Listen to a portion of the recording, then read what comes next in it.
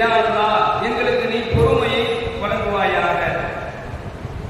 எல்லாம் வல்ல இறைவன் தன்னுடைய திருமறையிலே கூறுகின்றான், ஓ குல்லி இபாதி யகூல் லதி ஹிய ஹஸன்.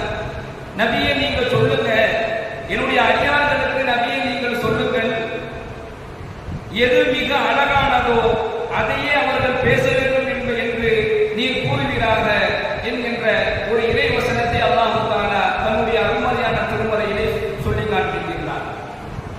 நபியே என்னுடைய அடியார்களுக்கு எது மிக அழகானதோ அதையே அவர்கள் பேச வேண்டும் என்று நீங்கள் சொல்லுங்கள்.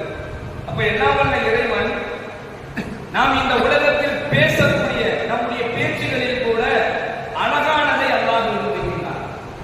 நல்ல வார்த்தைகளை பேசுங்க, கெட்ட வார்த்தைகளை நீங்கள் பேச வேண்டாம், அருவருப்பான வார்த்தைகளை நீங்கள் பேச வேண்டாம். உங்களுடைய எதிரில் இருக்கக்கூடிய உங்களுடைய சகோதரனுடைய மனம் உள்ளங்கள் புண்படக்கூடிய வார்த்தைகளை, கடினமான வார்த்தைகளை நீங்கள் பேச வேண்டாம். என்னுடைய அடியார்களுக்கு நபியை நீங்கள் சொல்லுங்கள், அவங்க அழகானதையே பேசட்டும் என்பதாக இந்த வசனத்தின் மூலமாக அல்லாஹ் சொல்லி காண்பிக்கின்றார்.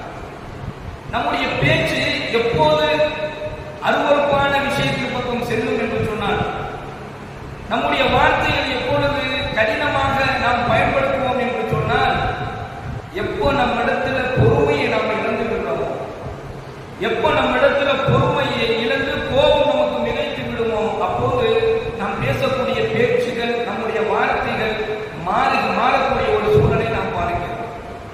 கோபம் அதிகமாக ஆகும் பொழுது கோபத்தினுடைய உச்சத்தில் என்ன செஞ்சிருவோம், கோபம் என்பது நம்மையும் நம் குணத்தையும் மறுகடித்து விடும் என்ற ஒரு நிலையில்தான் அந்த கோபத்தினுடைய வெளிப்பாடு அடையாளமாக மாறும்.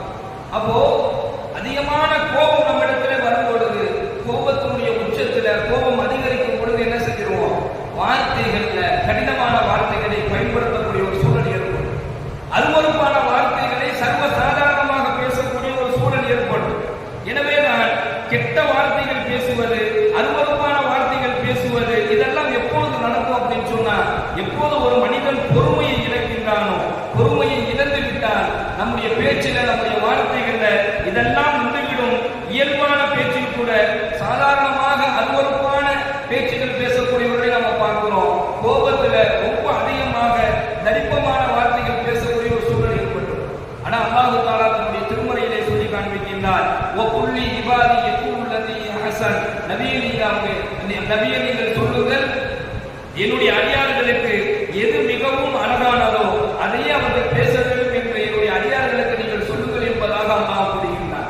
கண்ணியமிக்க அல்லாஹ்வின் நல்லடியார்களே, சகோதரர்களே, நாம் பயன்படுத்தக்கூடிய வார்த்தையை கூட அல்லாஹ் நுட்பமாக கவனிக்கக்கூடியவனாக இருக்கிறான். நாம் என்ன பேசுறோம், எப்படி பேசுறோம், எதுக்காக வேண்டி பேசுறோம், நம்முடைய வாயிலிருந்து வரக்கூடிய வார்த்தைகளில் கூட அல்லாஹ் மிகவும் அதிகமாக கவனமாக அதை பேச வேண்டும் என்பதாக நமக்கு வலியுறுத்தி காட்டுகின்றார்.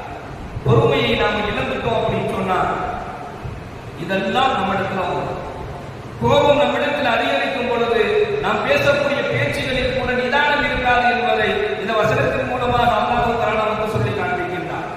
நம் பேச்சுகள் சுத்தமானதாக எப்பொழுதும் மாறும் அப்படின்னு சொன்னா, யாரிடத்துல பொறுமை இருக்கிறதோ அவருடைய பேச்சுக்கள் கூட, அவர்கிட்ட வரக்கூடிய வார்த்தைகள் கூட என்ன செஞ்சிடும், சுத்தமானதாக மாறிடும்.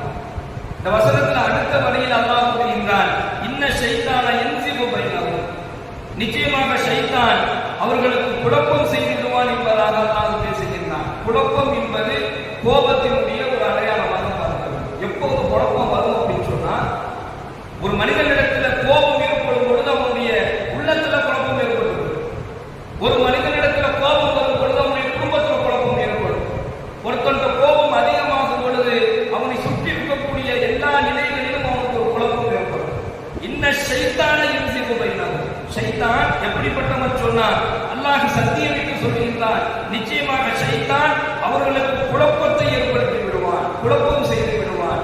அப்போ கோபத்தினுடைய உச்சத்துல என்ன வேணாலும் ஷைத்தான் திசை திருப்பி கொண்டு போயிடுவான், மனசை வந்து குழப்பி விட்டுருவான், ஒரு முடிவை எடுக்க முடியாது. அதனாலதான் நாயகம் ஸல்லல்லாஹு அலைஹி வஸல்லம் சொல்றாங்க, கோபமான நேரத்தில் முடிவை எடுக்க வேண்டாம், சந்தோஷமான நேரத்தில் வாக்குறுதி கொடுக்காது. இது ரெண்டுலையுமே கவனமா இருக்கும்.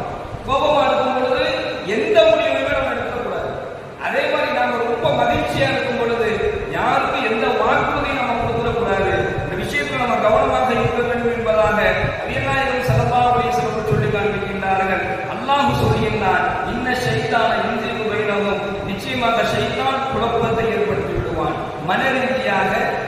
ரீதியாக ஷைத்தான் குழப்பமாக எதை கொண்டு வருவார் சொன்னா முதல்ல கோபத்தை தான் கொண்டு வருவான். ஷைத்தானுடைய முதல் ஆயுதமே கோபம் தான். பொறுமையை இழக்க வைத்து விடுவான்.